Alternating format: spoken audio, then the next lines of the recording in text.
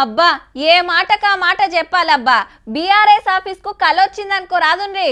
దగ్గర 20 రోజులాయే మరి మీటింగ్లు కాబట్టి. ఏమంటే అసెంబ్లీ ఎలక్షన్లో ఓడిపోయినరో ముందే పార్లమెంట్ మీటింగ్లు షురూ చేసిండ్రు. ముఖ్యమైన వాళ్ళందరినీ పిలుచుకునుడు, పొంటెలక మనం చర్చలు పెట్టుడు.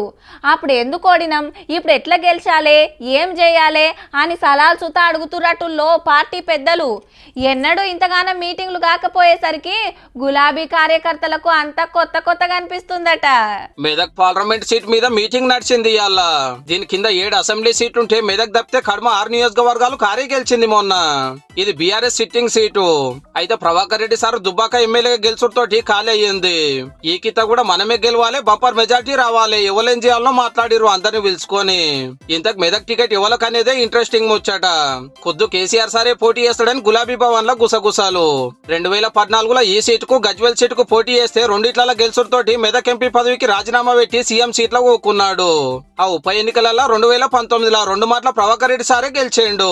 ఇప్పుడు పార్టీకి పవర్ ఓవర్ తోటి అధ్యక్షుల వారి మనసు పార్లమెంట్ మీదకి మళ్ళిందని దగ్గరోళ్ళు చెప్తున్నమాట. అసెంబ్లీని అల్లునికి కొడుక్కి లేదంటే ఇంకో లీడర్ కొప్ప చెప్పి ఢిల్లీకి పోతాడని బగ్గా ప్రచారం నడుస్తుంది.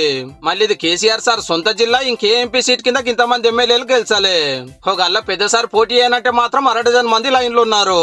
నర్సాపూర్ ఎమ్మెల్యే టికెట్ త్యాగం చేసినాడు, మెదక్ ఎంపీ టికెట్ నీకే అని మదన్ రెడ్డి సార్ కు మాట ఇచ్చిండట.